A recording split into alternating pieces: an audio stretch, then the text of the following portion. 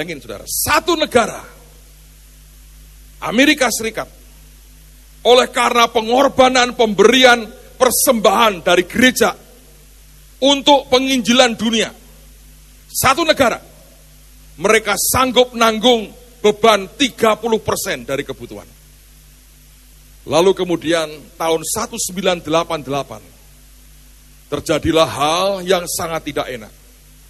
Dua hamba Tuhan yang terkenal oleh karena pelayanannya di televisi mengalami kejatuhan. Dan ini penyakit dari dulu saudara. Rupanya tukang bakso saingan sama tukang bakso. Ya toh? Tukang potong rambut saingan dengan tukang potong rambut. Orang jual tahu gimbal saingan dengan jual tahu gimbal. Pokoknya profesi sejenis mengundang sebuah persaingan. Begitu dua orang terkenal ini jatuh, maka gereja-gereja di seluruh Amerika mengkhotbahkan mereka. Dan para pendeta dengan berapi-api menunjukkan inilah, lihatlah buahnya. Bukannya mendoakan, mendukung, mengcover, nutup, ngangkat lagi di hadapan Tuhan. Seluruh Amerika, minggu-minggu itu khotbahnya tentang kejatuhan. Dengan semangat para pendeta mengkhotbahkan kejatuhan hamba Tuhan lain, dengan semangat dia mengata-ngatai, dengan semangat dia cerita. Sebagian terang-terangan, sebagian berkata, ini bahan doa ya. Gitu. Tapi intinya sama. Tiba-tiba orang tanpa sadar ya, ada kegembiraan di hati para pendeta. Yes, kena lu sekarang. Tanpa sadar. Kalau ditanya nggak mungkin. Oh tidak, kami prihatin. Kami mendoakan. Sebetulnya enggak. Aneh tak? Saudara tahu akibatnya? Dengan itu kekecewaan makin melanda seluruh gereja dan orang percaya. Dan tingkat kepercayaan jemaat kepada hamba Tuhannya turun sangat tajam. Dan kemampuan memberi mereka tiba-tiba hilang, tidak mau lagi. Dari negara yang biasanya nanggung 30% dari kebutuhan misi dunia, dalam waktu sekejap drop tinggal 7%. Saudara tahu yang terjadi? Dihitung diperkirakan 288.000 misionari di seluruh dunia menderita kekurangan duit, saudara. Dan ternyata yang kena efeknya bukan hanya itu. Ada begitu banyak pelayanan yang gulung tikar. Tidak ada lagi orang mau memberi persembahan. Walaupun kelihatannya agak sinis, tapi saya harus mengatakan kadang-kadang pahlawan-pahlawan kerajaan setan itu adalah pendeta-pendeta yang tanpa sadar karena perkataan mulutnya, hanya karena rivalitas, hanya ingin mengatakan bahwa gua lebih baik, hanya karena dalam hatinya pengen menjatuhkan, mereka tidak pernah menghitung akibatnya buat kerajaan sorga. Hari ini saudara, kalau Anda tahu, sejak peristiwa itu, maka orang melihat kekristenan mulai goyah di Amerika.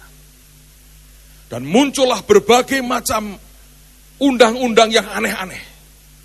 Sampai kemudian di Amerika dilarang berdoa di kelas. Banyak orang berpikir Amerika negara Kristen, tidak lagi. Pemerintah melarang doa dalam kelas. Membaca Alkitab di kelas dilarang pemerintah. Bayangin. Sampai anak-anak yang militan kalau doa ke tiang bendera, saudara. Waktu mereka break sebentar ke tiang bendera, doa 5 menit, masuk kelas lagi. Di kelas dilarang. Guru yang ngajari mereka doa, masukkan penjara. Ini kejadian. Lalu kemudian di banyak negara bagian, pernikahan sejenis, gay dan lesbian, dilegalkan. Maka itu artinya kalau ada 2 orang sejenis, minta pendeta mengawinkan mereka, dan pendetanya berkata, tidak, dituntut pendetanya. Berdasarkan undang-undang kami, kamu harus mengawinkan kami. Bayangin saudara. Dan Anda lihat hari ini, secara ekonomi Amerika hampir kolaps. Cina sudah mengatakan Amerika gagal bayar. Tadi pagi saya baca koran, Yunani lagi kolaps keuangannya. Dan orang berkata Amerika Serikat bisa ngalami seperti Yunani. Sejak mereka mau berkata mengizinkan kepahitan, kekecewaan menggerogoti hidup mereka, dunamis mereka, power mereka mengecil. Dan saya mau sampaikan kepada saudara, banyak orang terhambat berkatnya bukan karena yang lain, tapi engkau mengizinkan kepahitan, kekecewaan, semua yang negatif masuk ke hidupmu dan merusak hidupmu sendiri. Tapi saya mau sampaikan juga malam hari ini, biar Anda dengar baik-baik firman Tuhan ini. Tidak ada excuse buat yang terima talenta cuma satu. Dan Tuhan mengatakan ini hamba yang sudah tidak berguna. Bukan karena dia rendah hati dan berkata aku hamba yang tak berguna. Tuhan yang berkata lu tidak ada gunanya. Dan dibuang oleh Tuhan. Saudara sekalian, jangan biarkan siapapun memasukkan kepahitan dalam hidupmu. Karena yang dibuang bukan orang itu, saudara sendiri akan dibuang Tuhan. Dan banyak orang susah hidupnya karena kepahitan dimasukkan dalam hidupnya. Amen, saudara. Nah, lihat lagi Matius 25. Apa bedanya dengan yang terima 5? Ayat yang ke-16 dari Matius 25, ayat yang ke-16. Ada kata segera di sini. Segera pergilah hamba yang menerima 5 talenta itu. Ia menjalankan uang itu, lalu beroleh laba 5 talenta. Orang yang dunamisnya besar, daya angkutnya besar, maka cirinya adalah ada excitement yang luar biasa, ada sukacita yang ajaib untuk mengerjakan tanggung jawabnya. Dia melakukan apa yang tuannya perintahkan, dan dia lompat segera. Dia tidak menunda lagi. Ada kegairahan yang besar, ada passion yang ajaib. Orang yang sudah tidak punya lagi passion di dalam dia melayani Tuhan, atau ketika dia harus memberi dan mempersembahkan apapun ke Tuhan, dan itu sudah merupakan beban. Hati-hati saudara, karena mungkin dunamis dalam hidupmu sudah meredup dan hanya tinggal sedikit saja. Tapi Tuhan mau ingatkan kita, biarkan setiap kali Tuhan memberikan tanggung jawab, ada kegairahan yang luar biasa, ada excitement yang ajaib, ada passion yang luar biasa, yang berkata, yes Lord, aku tidak akan menunda, aku akan lompat, kerjakan yang engkau mau. Dan itu tanda dunamis yang di dalam saudara begitu besar. Dan itulah yang membuat saudara akan dipercayai Tuhan lebih lagi. Mari kita lihat Mazmur pasal yang ke-118. Mazmur pasal yang ke-118.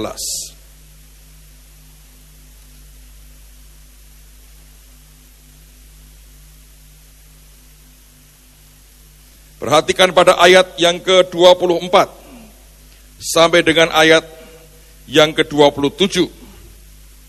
Mazmur 118 ayat 24 sampai dengan ayat yang ke-27.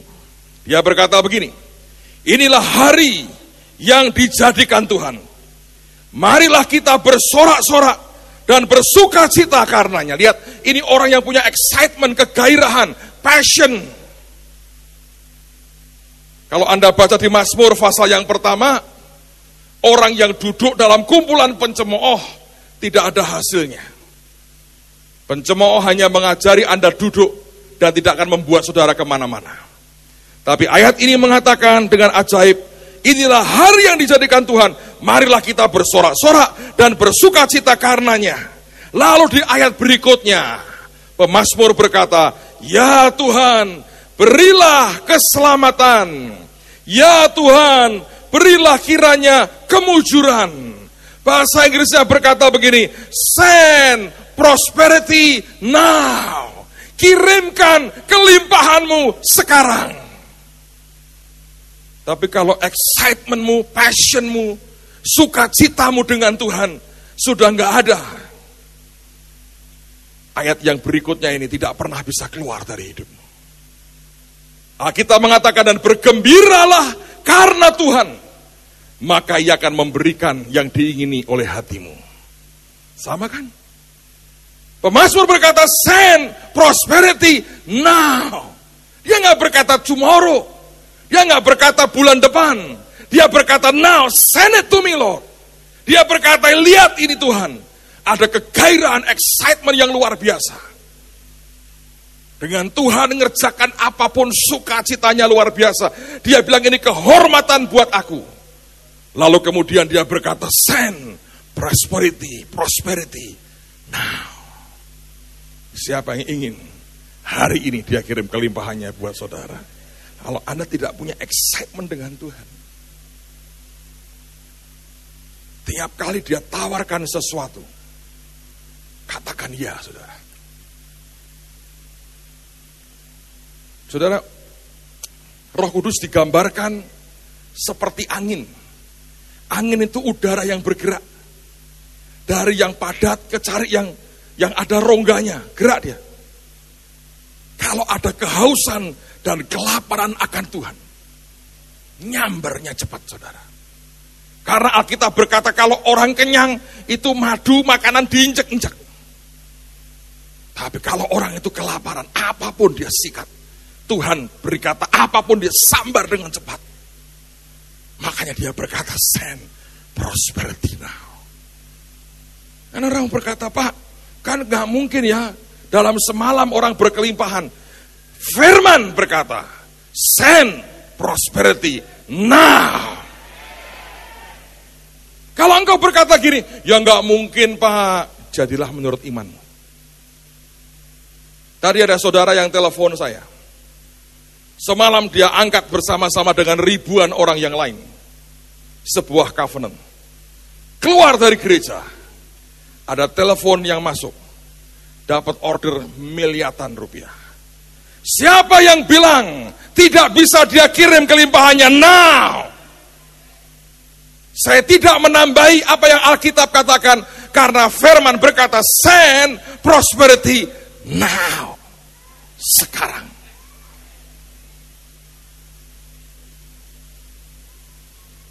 Lihat ayat berikutnya. Diberkatilah dia yang datang dalam nama Tuhan. Kami memberkati kamu dari dalam rumah Tuhan. Tuhanlah Allah. Dia menerangi kita. Dan kemudian, lihat nih. Ada excitement yang ajaib. Ikatlah korban hari raya itu dengan tali pada tanduk-tanduk mezbahmu. Dalam kesukacitaan, kegembiraan yang ajaib, korban pun dia berikan akan korban itu dan diikat pada mezbah. Setiap kali kesempatan melayani datang, sambar dengan cepat. Tiap kali kesempatan berkorban dia beri dengan excitement yang besar. Anda mesti berkata yes Lord. Lalu Anda bisa berkata yang sama, send prosperity now. Amen, saudara. Ini bukan modal kelimpahan. Limpah artinya lebih dari cukup. Dan ini hari-hari percepatan. Saya percaya semua akan terjadi dengan luar biasa. Yang kedua, poin kedua. Lihat lagi Mazmur 118. Sekarang lihat pada ayat yang ke-8. Saudara, para ahli Alkitab berkata begini. Kalau Anda hitung ya, dari Kejadian pasal pertama, ayat pertama, sampai kemudian Wahyu pasal terakhir, ayat terakhir. Jadi ujung awal dari ayat firman, sampai ujung akhir ayat firman. Kalau Anda cari tengahnya, tengah persis tengahnya, itu di sini. Jadi saya berkata, ini titik keseimbangan. Anda mau tahu keseimbangan? Mazmur 118 ayat yang ke-8. Kalau Anda geser dari ini, hidupmu tidak seimbang. Guling, saudara. Alkitab berkata begini. Lebih baik berlindung pada siapa? Tuhan. Daripada percaya kepada manusia. Tapi kenyataannya susah. Saya ini pernah ngalami. Saya mau cerita kekonyolan yang pernah saya buat. Saya nggak mau nyalahkan orang lain. Karena memang salah saya. Dan saya berharap saudara belajar. Saya pernah ceritakan sekian waktu yang lalu. Tapi mungkin banyak di antara saudara yang belum pernah dengar cerita ini. Saudara, pada waktu itu tahun 1991, gereja ini baru berdiri. Itu 20 tahun yang lalu. Pada waktu itu ketika masih mulai kebaktian minggu pagi, kira-kira cuma 25 orang. Kami sewa di satu gedung, bekas gudang, kita perbaiki, kami pakai di Jalan Gajah Mada. Dan keadaan susah sekali. Secara keuangan juga berat. Tidak banyak hal yang kita bisa harapkan. Saya pun memulai gereja karena, maaf nih, secara daging nih terpaksa. Tuhan yang perintah, saya nggak berani, saya lakukan. Tidak pernah saya bermimpi satu hari Tuhan bawa kita sampai ke tempat ini. Itu di luar dari apa yang pernah saya pikirkan sebelumnya. Tapi satu pagi saya lagi berdoa. Dan tiba-tiba hadirat Tuhan datang menghampiri saya. Dan Tuhan bertanya kepada saya. Dia berkata begini. Umur berapa Yusuf terima mimpi? Saya bilang umur 17 Tuhan. Umur berapa mimpinya jadi kenyataan? Saya bilang umur 30 Tuhan. Berarti berapa tahun Yusuf harus menunggu? Saya bilang 13 tahun Tuhan. Saya masih tidak bisa ngerti mau dibawa kemana arahnya. Lalu kemudian dia berkata, kamu lahir baru tahun berapa? 79 Tuhan. Ini tahun berapa? 91. Tahun depan tahun berapa? 92. Tambah bingung saya saudara. Ini kok ngomong tahun-tahun ini ngapain sebetulnya? Terus kemudian Tuhan tanya dengan saya. Tahun depan sudah berapa tahun kamu ikut aku? 13 tahun Tuhan. Lalu kemudian Tuhan berkata begini. Kamu lihat tahun depan. Maret tahun depan. Aku beri kamu sesuatu yang besar. Saudara, kata besar itu relatif. Itu besar tuh waktu itu. Sekarang saya nggak lagi berkata besar. Sebab Tuhan itu bergerak. Dinamisnya makin hari makin luar biasa. Amen. Waktu dia bilang, aku beri kamu sesuatu. Saya tanya, apa Tuhan? Nggak dijawab. Saya kejar, saya tanya, apa Tuhan? Nggak dijawab. Nah, saya ini orangnya kadang-kadang naif, saudara. Saya cerita-cerita. Ada apa Pak? Diberi apa Pak? Nggak tahu. Sebagian berkata, ya kita lihat sajalah. Kalau terjadi betul ya berarti kamu bernubuat.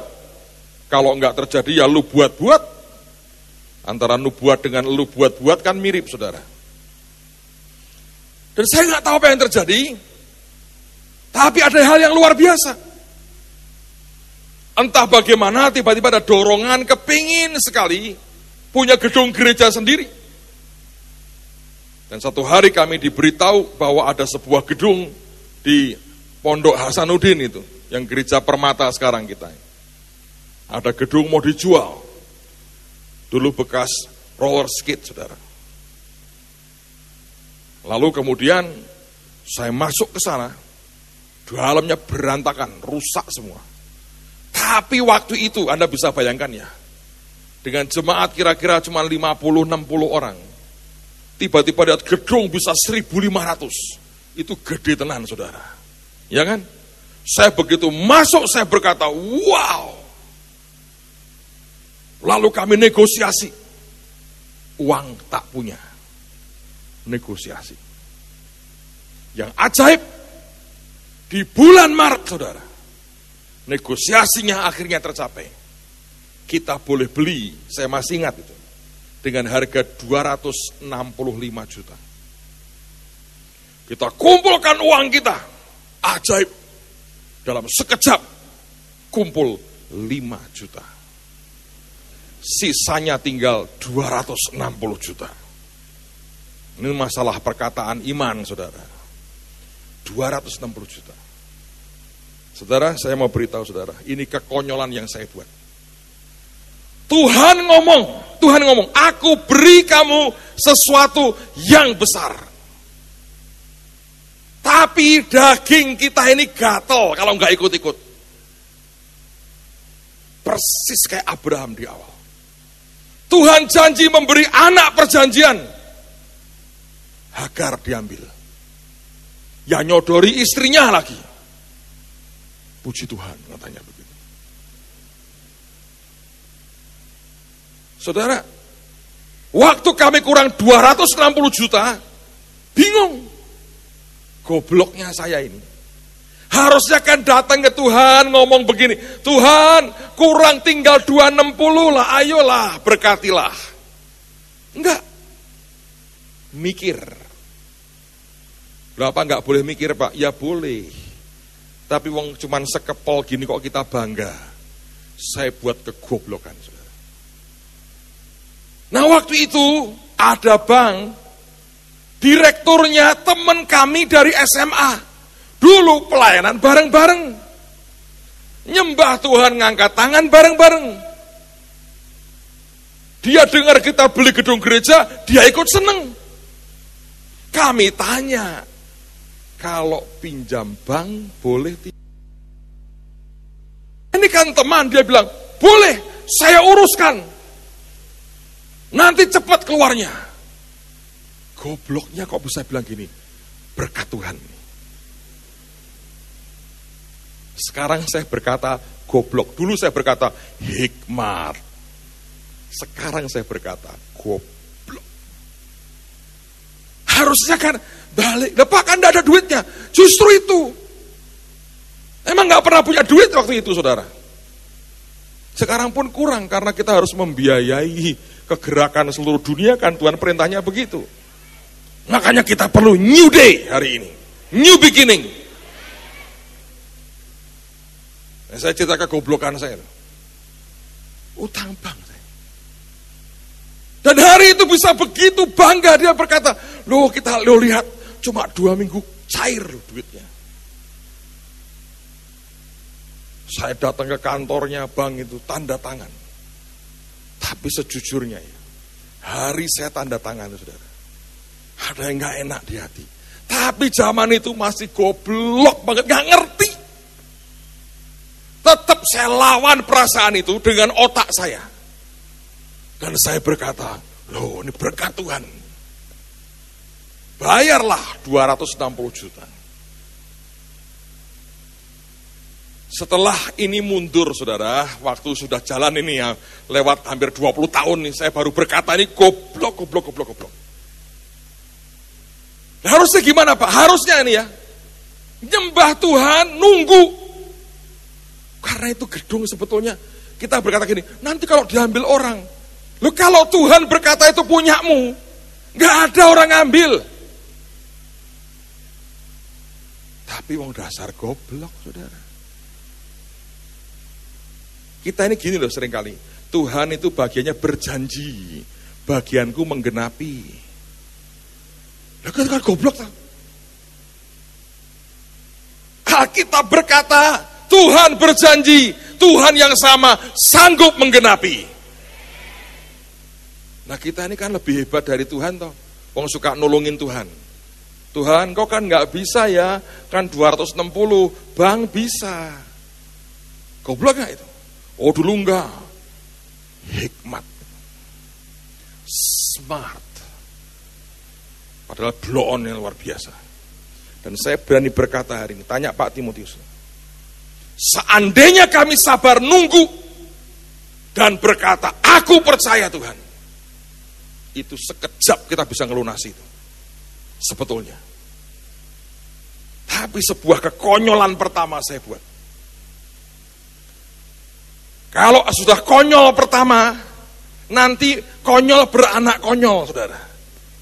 Goblok beranak goblok. Itu nanti keluar lagi tuh anaknya. Nah saya sedang cerita diriku sendiri. Supaya semua kita belajar. Bukan niru gobloknya. Kalau sudah tak ceritain kegoblokan saya, Anda niru, Boh arti saudara.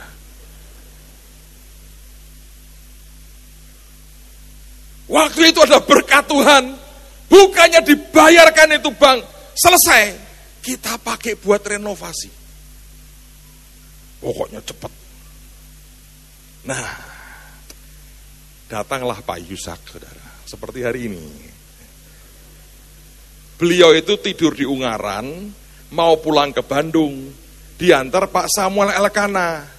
Nggak ada hujan, nggak ada angin. Dulu saya belum manggil papa saudara. Dulu saya takut banget sama dia, saudara. Nabi, beneran. Saya kan kemarin cerita. Dulu waktu ngomongin saya soal harus sama seperti keuangan, seharian saya kebas-kebas ngaku dosa pentahiran, saudara. Tak perciki terus diri saya, saudara. Tak pikir dosaku apa didatangi Pak Yusak ini. Sekarang saya bilang gini, berkatku apa didatangi dia hari ini. Beliau itu mampir nih. Lalu kemudian cuma di luar, gak mau masuk. Nanti setelah kunjungan keberapa baru masuk. Setelah saya dedel duel, dia baru masuk ke gedungnya. Gak masuk, di luar. Ya saya keluar toh. Dan beliau ngomong begini. Dong, iki ono pesan Tuhan. Wah, saya deg-degan, pesan Tuhan. Ini loh. Goblok itu melahirkan kegoblokan berikutnya. Ditambah kesombongan. Isdah itu ramuan paling baik menghancurkan hidupmu sendiri, saudara. Beliau tuh ngomong begini. Ada pesan Tuhan. Oh iya Pak. Mukanya kan harus halus. Iya Pak, gitu kan. Seperti Anda kawan diberitahu. Amin, haleluya. Siapa aku? Kenapa gitu Pak? Dulu aku yang ngono. Ketok-etok hebat, ya toh? Ketok baik, dalamnya lain. Beliau ngomong begini, Tuhan pesan begini, kamu tidak boleh berharap kepada manusia. Kamu harus berharap kepada Tuhan. Kalau kamu berharap kepada Tuhan, Tuhan akan tolongi kamu melunasi gedung ini. Tapi kalau kamu berharap kepada manusia, membayarmu susah payah. Muka berkata gini, puji Tuhan, terima kasih. Di hati ngomong gini, ngono pesen Tuhan. Ya ngono tok aku ya iso. Kabeh memang harus bergantung ke Tuhan. Ayo, saudara. Itu kan orang goblok dan sombong. Tanpa saya mengerti. Itu sudah ada jebakan di depan saya. 1 minggu kemudian atau 2 minggu saya lupa. Saya khotbah di puncak, retreat, saudara. Habis khotbah selesai, waktu break selesai makan siang, istirahat kan, didatangi seorang bapak. Saya nggak kenal siapa dia, namanya tidak tahu, datangin saya. Dia berkata, Pak, saya diberkati Bapak dengan firman-Nya, puji Tuhan, terima kasih. Ngobrol, dia beri kartu namanya. Dan kemudian dia berkata, Pak, kapan ke Jakarta lagi? Oh ya, 2 minggu lagi, Pak. Tolong mampir ke kantor saya, Pak ya. Janjian tanggalnya dan jamnya, kita makan siang, Pak. Saya pengen ngobrol banyak, sharing dengan Bapak. Beban saya banyak, Pak. Boleh, katanya. Selesai kan? Pulang Semarang, kata. Saya nggak tahu Pak Ardian masih ingat atau tidak. Pas kumpul habis kebaktian itu, saudara, saya cerita, aku ketemu orang loh, namanya ini, tak keluar kartu namanya. Pak Ardian memberitahu saya, gue ngerti kisah apa orang ngerti. Lu ini adalah ini tangan kanannya konglomerat. Ini orang ngomong apapun di oke nih sama bosnya. Ini tangan kanannya konglomerat. Lihat gitu kaget, saudara. Hati mulai berbunga.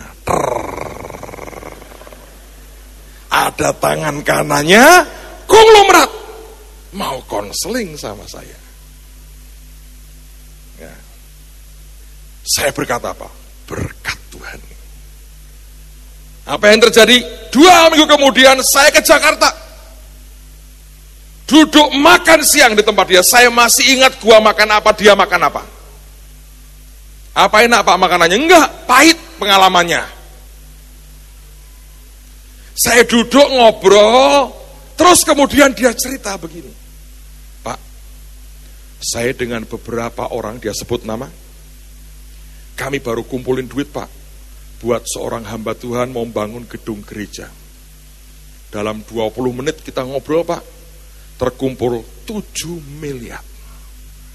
Padahal waktu itu saudara, untuk bayar utang di bank dan renovasi, saya masih ingat, hanya butuh 500 juta. Ini ada pendeta, ditolongi pengusaha, 20 menit, 7 miliar. Zaman tahun 92-93. Saya kaget. Terus ditambah sama dia. Bapak ada kebutuhan apa Pak? Mungkin saya bisa membantu. Wah, lah nek cuman 7 miliar 20 menit, 500 juta sak watu antok selesai. Istilahnya itu ya, selesai saudara. Itu firman yang diucapkan Pak Yusak, hilang semua. Yang saya tangkap hari itu, berkat Tuhan sedang datang. Goblok gak? Ini kegoblokan saya cerita. Karena banyak orang sebetulnya nggak diberkati itu gara-gara ini. Sikap hatimu menghalangi berkat Tuhan sendiri. Lalu kemudian saya berkata, ada. Lalu dia tanya kok, Bapak ada proyek? Ada. Tapi kecil kok Pak, cuma 500 juta. Oh, ya sudah langsung aja Pak. Mana proposalnya, berikan saya. Saya ngetik proposal di kantornya Pak Timotius. Bukan bermaksud berbagi dosa dan kebodohan, saudara. Cuma pinjem komputernya dia saya. Proposal saya buat sendiri. Kenapa? Saya mau meyakinkan itu rapi semua. Mungkin Tuhan lagi mesem-mesem berkatan, goblok dan bocah iki. Kandani ra iso. Saya buat saudara, saya kirim Jakarta. Kebetulan sekretaris beliau itu teman kita. Saya kirim setelah 2 minggu, saya cek di bank. Ada kiriman nggak? Oh nggak ada Pak. Ada kiriman? Nggak ada. Tiap minggu saya cek, lama-lama 3 hari sekali, lama-lama tiap 2 hari, lama-lama tiap hari. Nggak pernah ada berkata, ada nggak pernah? Nggak ada Pak, nggak ada Pak, nggak ada Pak. Dan yang saya tahu saudara, tiba-tiba berkat itu bisa kayak nutup semua. Dan kita sempat punya nama jeleknya luar biasa. Kita beli baja gak bisa bayar. Akhirnya pembangunan berhenti total. Yang namanya overdraft, saudara. Waduh. Apal. Tiap minggu bingung golek duit, saudara. Bener? Hanya untuk membayar bunga bank. Gak bisa. Kita bertahan dengan segala cara. Enggak bisa. Saudara tahu kenapa? Sederhana. Yeremia pasal 17. Yeremia pasal 17.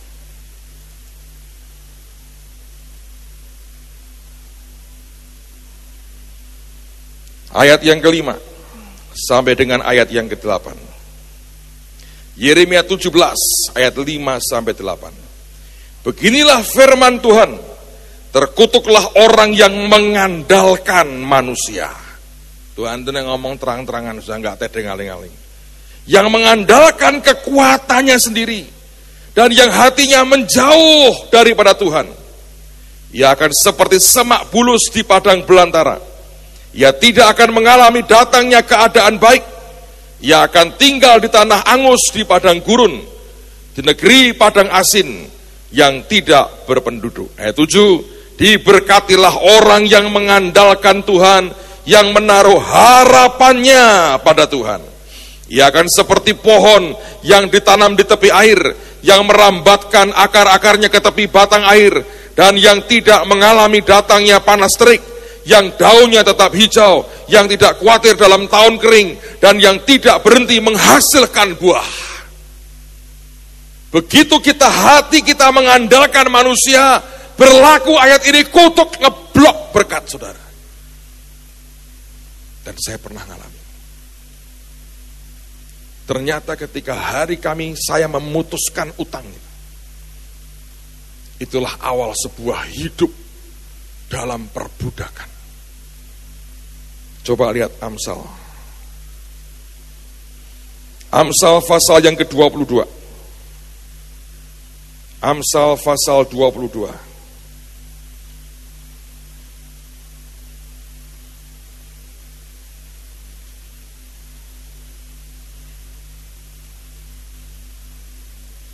Ayat yang ke-6 dan 7. Didiklah orang muda menurut jalan yang patut baginya, maka pada masa tuanya pun ia tidak akan menyimpang daripada jalan itu. Kalau Anda masih muda, Anda perlu dengar berita ini, supaya kelak engkau tidak nyimpang dari jalan Tuhan. Ayat 7, orang kaya menguasai orang miskin, orang yang berhutang menjadi budak dari yang menghutangi. Lagi saya berkata, di mana kesalahan saya? Mengandalkan manusia. Harusnya bagaimana, Pak? Kan Tuhan yang datangin saya. Kan Tuhan yang berkata, tahun depan aku beri kamu hal yang besar. Kenapa tidak mau langsung berkata, berikan Tuhan? Dari pengalaman itulah, waktu dia perintahkan kita bangun Holy ini, saudara, saya berkata, Tuhan jagai hatiku, supaya tidak kegoblokan yang sama aku ulangi. Kita bersyukur, kita tidak ada utang di bank manapun, saudara. Hari ini Tuhan memberkati kita dengan cara anugerah yang luar biasa. Bukan karena manusia, tapi karena pekerjaannya dia. Jangan biarkan dirimu, sikap hatimu menutup berkat Tuhan yang sebetulnya dia rindu berikan dalam hidup kita. Yang ketiga, yang terakhir, dan setelah itu kita akan buat dua hal yang Tuhan perintahkan untuk kita kerjakan. Galatia pasal yang ketiga. Surat Galatia pasal yang ketiga. Ayat 29.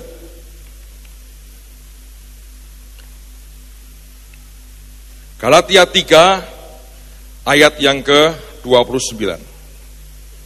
Dan jikalau kamu adalah milik Kristus, maka kamu juga adalah keturunan Abraham dan berhak menerima janji Allah. Kemarin saya sudah bacakan bagian dari janjinya adalah kita memiliki dunia. Ingat nanti pada hari kita buat pesta raja-raja, kita akan bagi mug seperti ini. Dan tulisannya telah diberikan janji kepada Abraham dan keturunannya bahwa ia akan memiliki dunia. Ini tidak akan dijual. Tiap kali Anda minum, Anda ingat ada sebuah perjanjian yang ajaib. Dan ajaib sekali tulisannya persis ini. Kalau Anda minum, bibirmu nyentuh tulisan ini. Dan ini ayat firman Tuhan.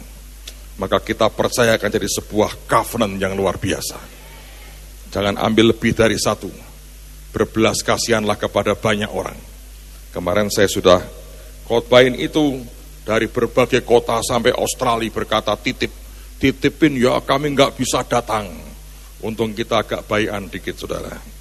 Tapi saya mau berkata buat saudara, Tuhan memberkati kita. Ada seorang saudara yang menawarkan untuk membuat ini, pabriknya yang bayar semua, kita tidak bayar 1 rupiah pun. Amen. Ajaib.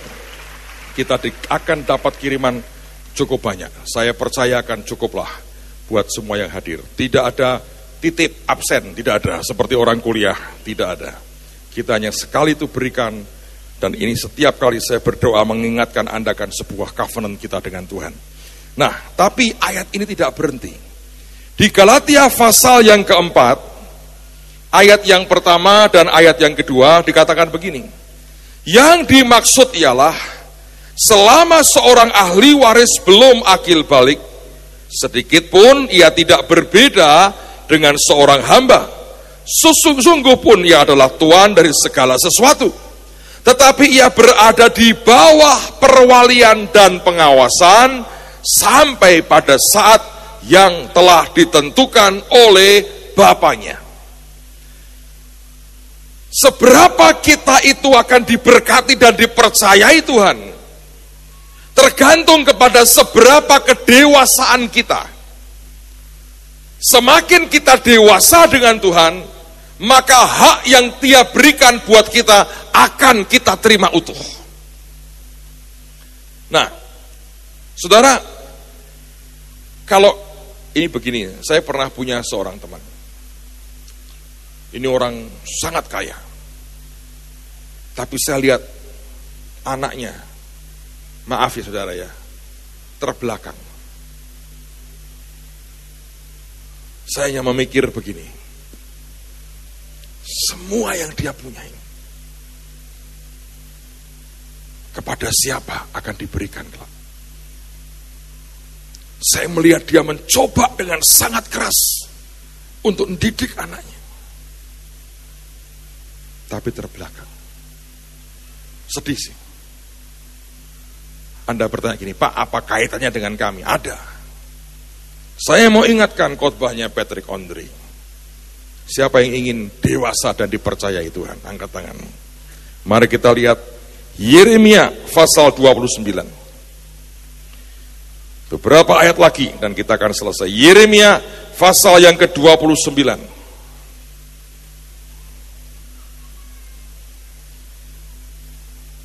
Ayat yang ke-11 sampai dengan ayat yang ke-14.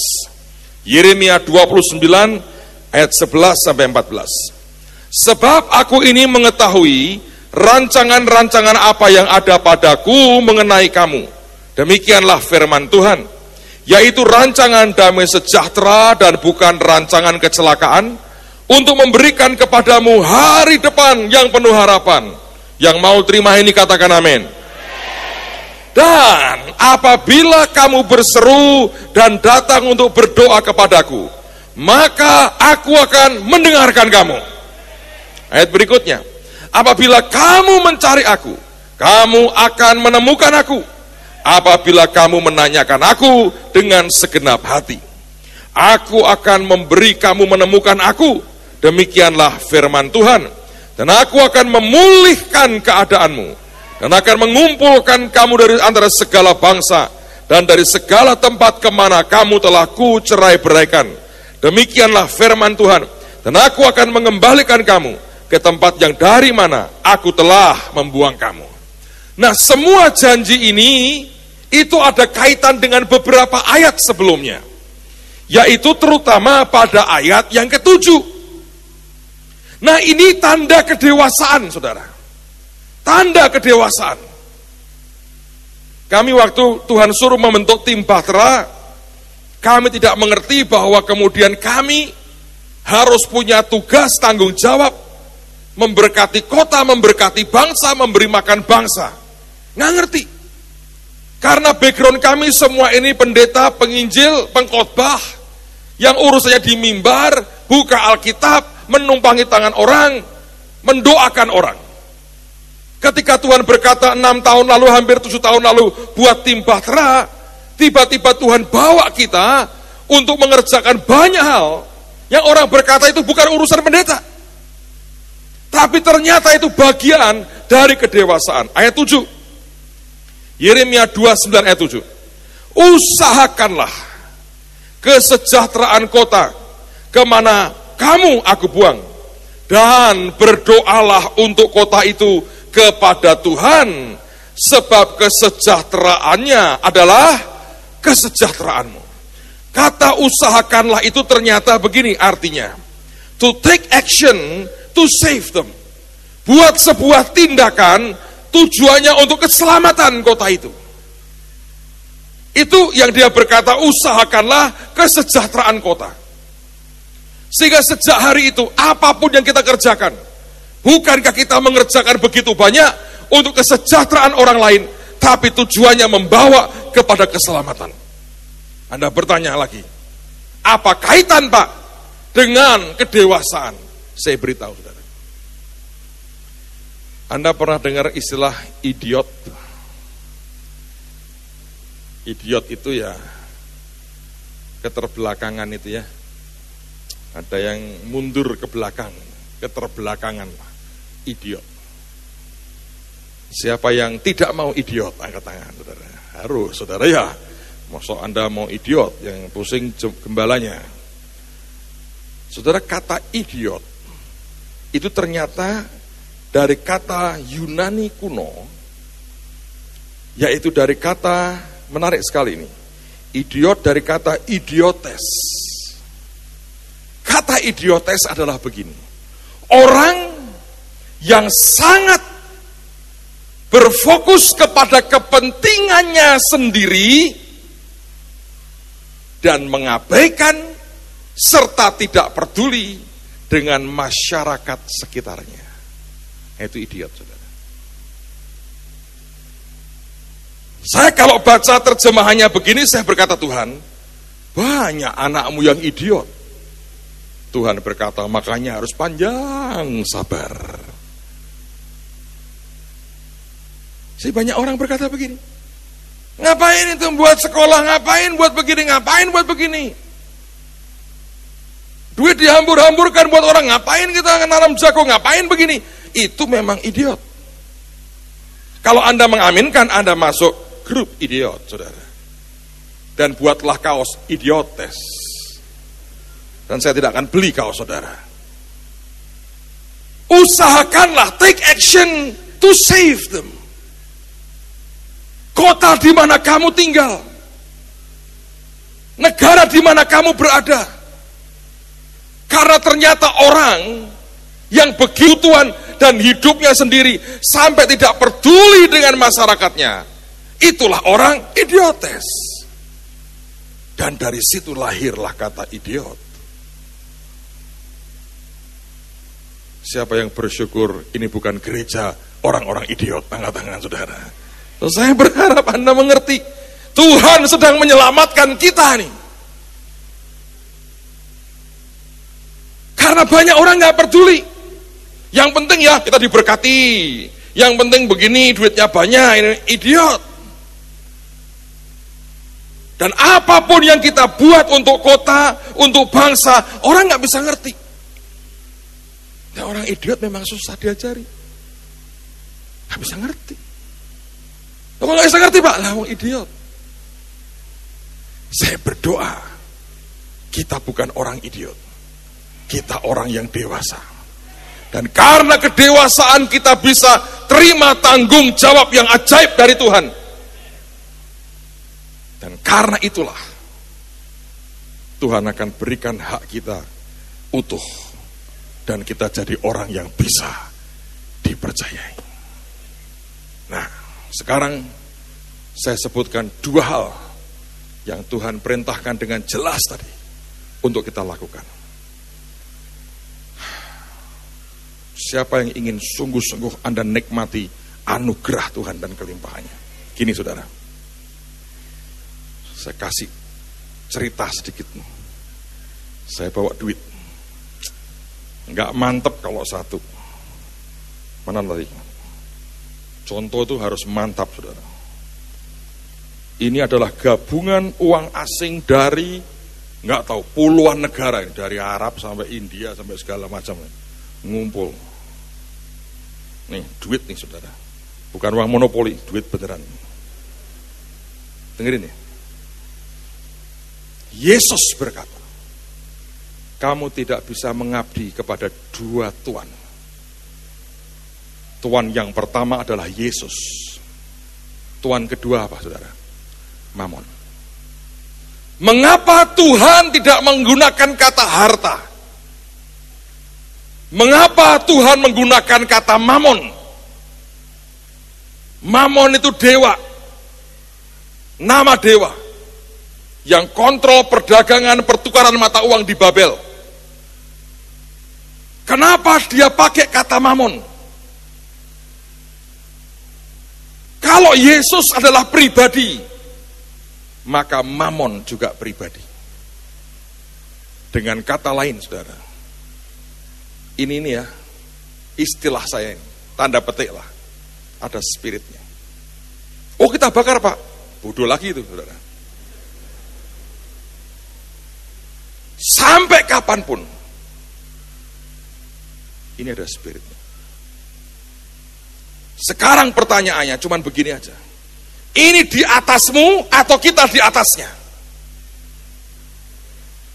Kalau engkau biarkan ini, spirit mamon ini mengontrol hidupmu, engkau mata duitan, meditnya luar biasa, kikirnya minta ampun, pelitnya ajaib, dan engkau dipermainkan, saudara. Serius. Engkau kayak layang-layang aja, dibuat mainan. Anda lagi sedih, datang dia nongol sedikit, ceng, wah. Istilahnya orang Semarang motone hijau kabeh. Tapi begitu Anda mulai seneng, Alkitab berkata, kekayaan kau amat-amati, terbang. Ya kan? Kabur ya. Anda nangis. Mules geru-geru, dia guyu-guyu dia. Gambare macam-macam nih, guyu-guyu. Sing dolar rodok botak begini, yang guyu-guyu dia. Yang Cina mau cetong guyu-guyu. Syukur ke melu ngoci nerak duit tak kowe nah. Ra iso daftar tak kowe. Itu Saudara. Apalagi ini Saudara, tunggu lihat. Yang lain macam-macam lah. Yang pound sterling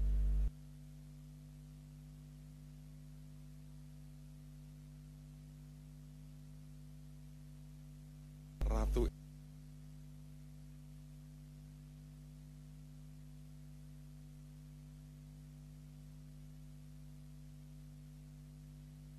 ini, dan dia tertawa-tawa dan sebelahnya ada singanya ngekek-ngekek berkata, "Peran duit-duit ta?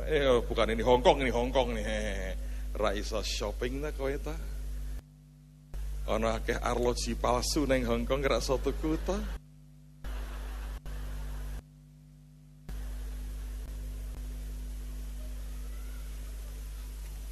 Tapi hari ini saya mau berkata di bawah kaki saya. Sebab Yesus yang memerintah hidupku, bukan mereka. Yang botak remuk susah. Saudara tahu? Tidak ada sebetulnya, kecuali zaman Pak Harto dulu. Tidak ada foto orang ditaruh di uang kecuali dia sudah mati. Dulu presiden kita kendel, nekat tenan saudara. Inggris sama nekat. Tapi sebetulnya orang bilang jangan. Well, saya nggak peduli dia siapa. Spiritnya di bawah kaki. Anda kan tidak, masih mau kantongi terus. Saya di sini. Anda tidak tahu? Anda tidak tahu? Saya tak tahu. Berarti cuman saya di ruangan ini yang mengendalikan uang. Dan kalau di dalam kendali saya berkata, datang dalam nama Yesus, ya datang. Ojo lungo-lungo, dia berkata di sini. Masuk rumah Tuhan, nurut dia saudara. Tapi di kantongmu, gereng ada tiga. Kenapa pria suka taruh dompetnya di sini, duitnya dorong-dorong dia kemanapun dia mau. Seluruh gereja, masuk cuma aku sing ngedek duit. Yang lain Anda masih menikmati.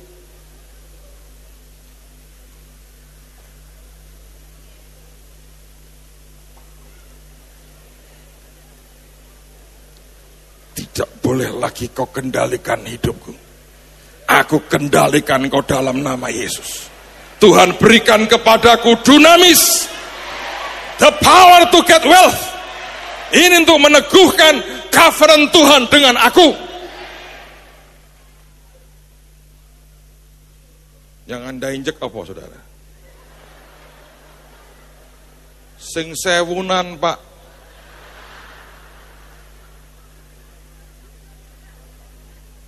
Yang 500 gambar King Kong masih ada nggak? Hah? Saya mbak injek King Kong itu.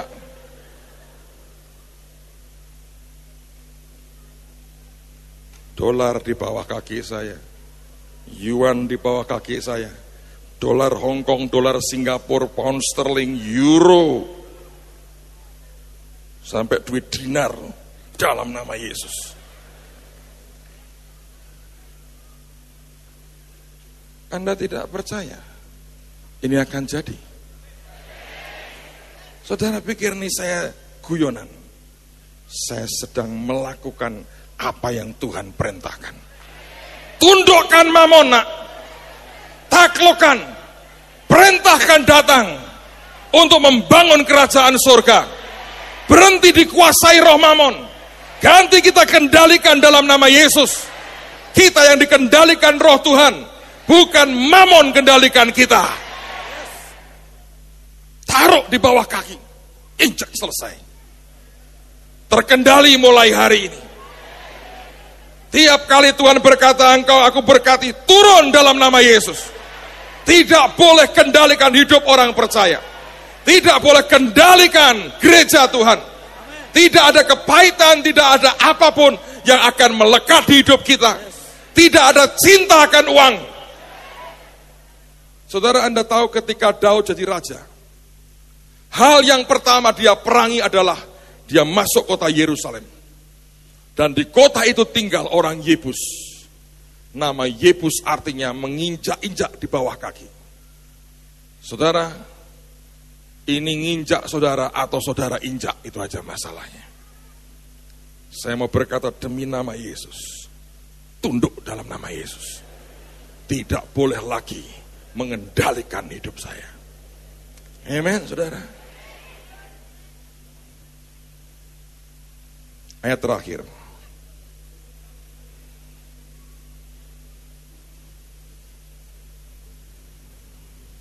Yesaya pasal yang ke-40. Yesaya pasal yang ke-40.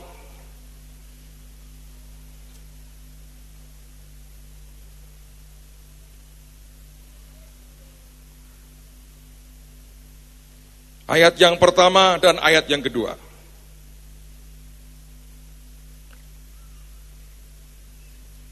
Yesaya 40, ayat pertama dan ayat yang kedua.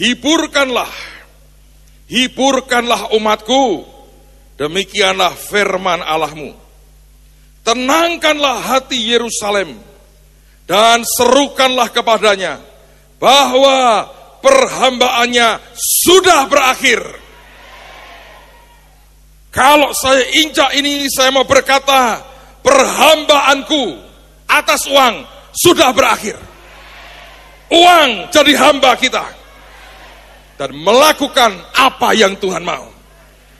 Ini perkataan pesan Tuhan berkata, perhambaannya sudah berakhir.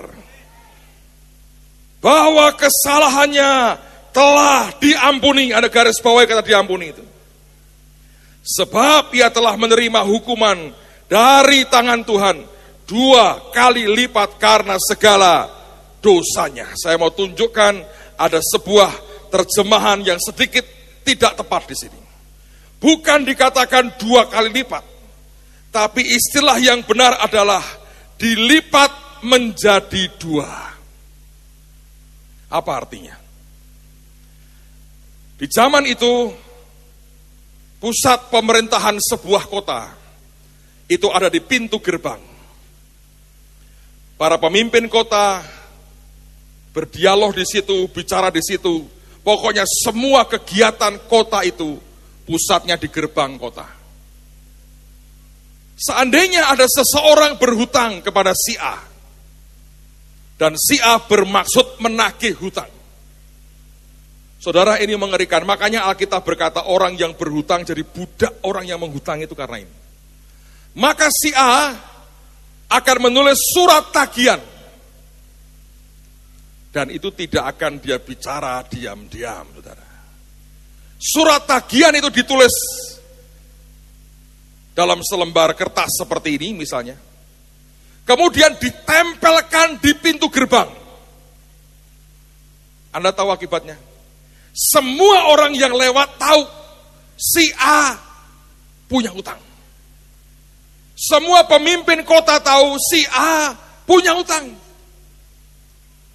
Semua tokoh di kota itu tahu si A punya utang. Dari mana? Nagihnya itu bukan ke yang utang, ke yang utangi, ke yang utang. Tapi nagihnya itu ditaruh surat tagihannya, ditempel di pintu gerbang, saudara. Dan apa yang terjadi? Itu kan mempermalukan habis si A. Cara nagihnya begitu. Maka kalau si A malu, dia ambil itu, dia bayar. Kalau cuma dia ambil, besok ditempel lagi. Itu cara mempermalukan orang, supaya memaksa dia bayar utangnya. Nah, perhatikan nih. Tapi kebiasaan zaman itu begini.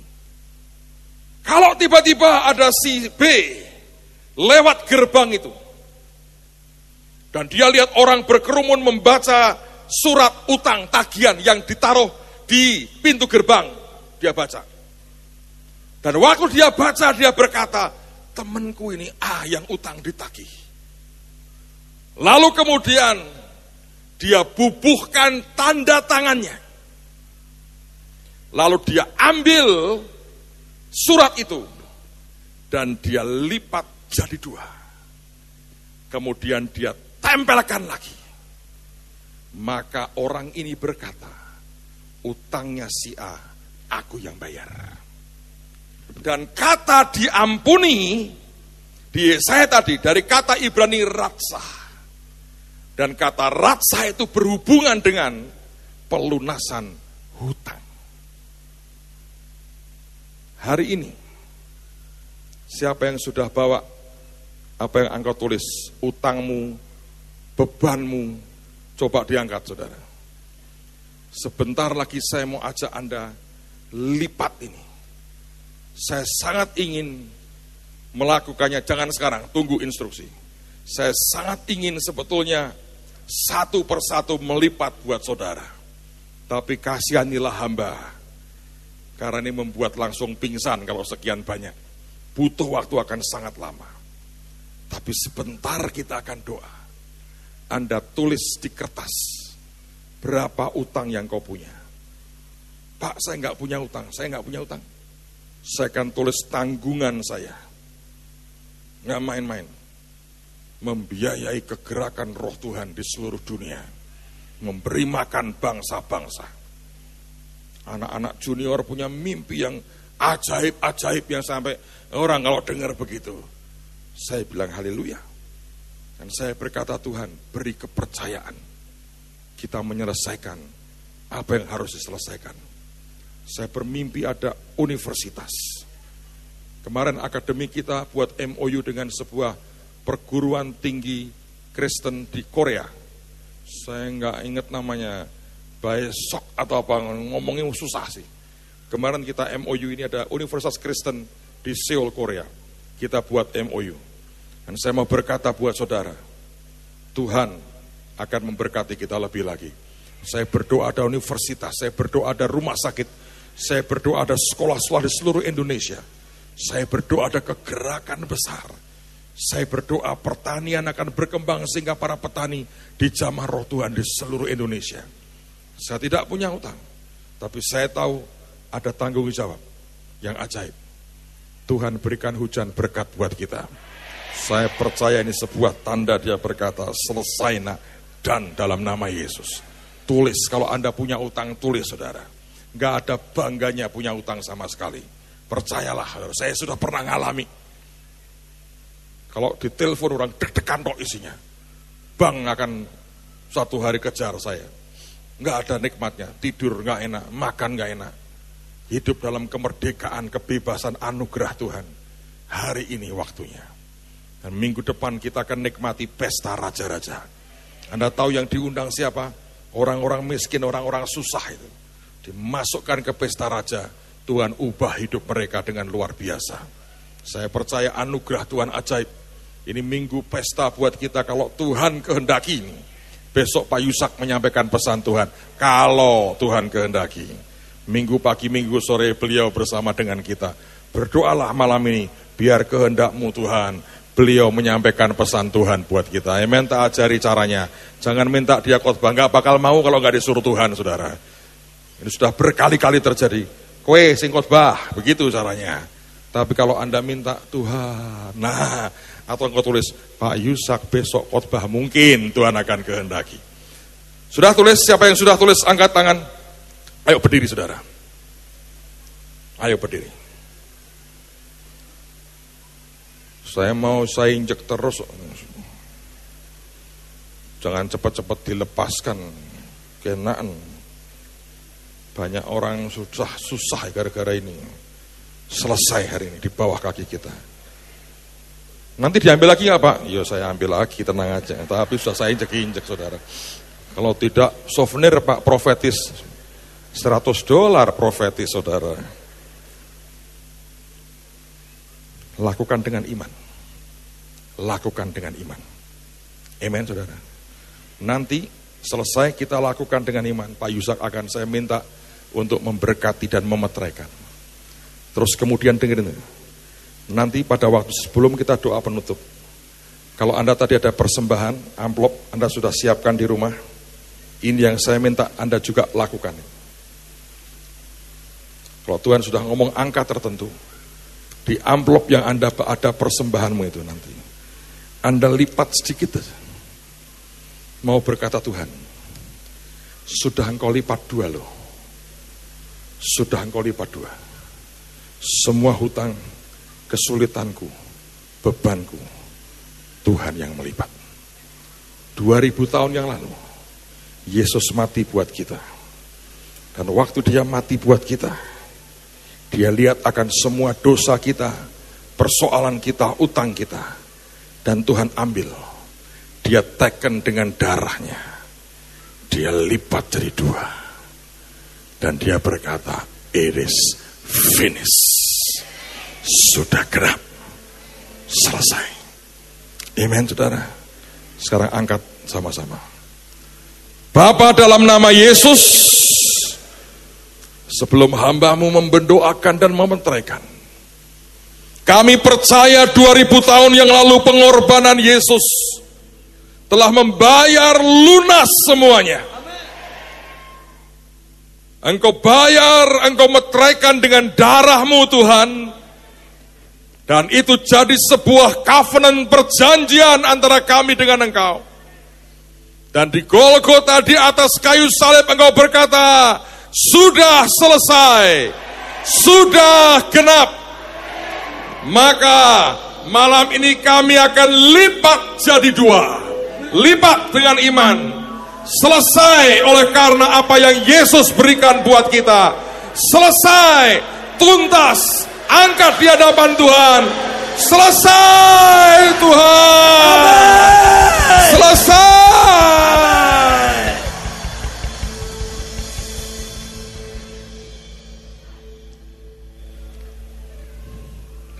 Tuhan, Engkau lihat yang dilakukan oleh jemaat-Mu, anak-anak-Mu, hamba-hamba-Mu. Mereka percaya Tuhan, Engkaulah yang melakukan semuanya ini untuk mereka.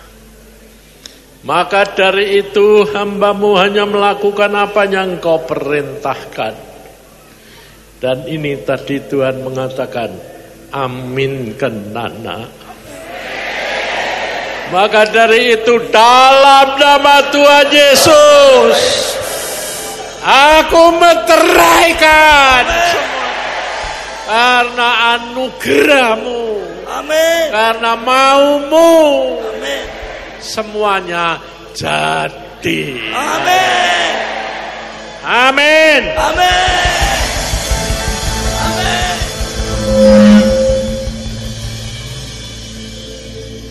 Saudara sekarang angkatakan persembahan saudara. Saya berharap Anda sudah menyiapkan karena semalam saya berkata tanya Tuhan. Lalu lipat sedikit apa yang Di amplopmu Anda mau lipat jadi 2 boleh. Kalau susah lipat 2 ya lipatlah. Dan sekarang kita akan hadapkan ke Tuhan. Setelah selesai berdoa nanti, di setiap pintu ada saudara-saudara yang akan bertugas. Di dekat mereka ada kotak persembahan. Bagian mereka hanya mengangkat tangan memberkati Anda. Kita selesai, Anda boleh nanti pulang dan masukkan di kotak di depan pintu yang ada. Ingat besok jam 5 sore, Minggu pagi dan Minggu sore di tempat ini. Selasa kita mulai 3:30 jam 4 sudah siap ya. 3:30 mungkin, karena banyak orang dari luar kota akan datang. Jangan sampai orang Semarang malah kehilangan berkat. Saya tahu ada pesan Tuhan yang kuat sekali. Dan ini akan mengubah kehidupanmu. Tanggal 29 itu libur, seharian kita diberkati, tanggal 30 sampai tengah hari dan kita selesai. Ada lebih dari 2.000 orang akan bermalam di gedung-gedung kita ini. Kita akan jamu Indonesia lagi. Ini sebuah tindakan yang akan membuat kita menjamu Indonesia. Berkat Tuhan dicurahkan. Dia beri tanda ajaib, hujan berkat turun dalam hidupmu. Angkat di hadapan Tuhan. Dan Bapa terima kasih. Engkau meneguhkan dan memeteraikan semuanya. Ini korban penyembahan kami dengan harta kami. Terima Tuhan. Biar berkenan di hadapan-Mu. Dan umat-Mu akan tinggalkan tempat ini dengan berkat yang terbaik daripada-Mu. Biar kasih dari Allah Bapa, anugerah yang besar dalam Kristus Yesus, dan persekutuan dengan Roh Kudus turun dalam hidup kami. Amin. Malam ini sampai Maranatha, di dalam nama Tuhan Yesus, yang percaya berkata. Tuhan berkata.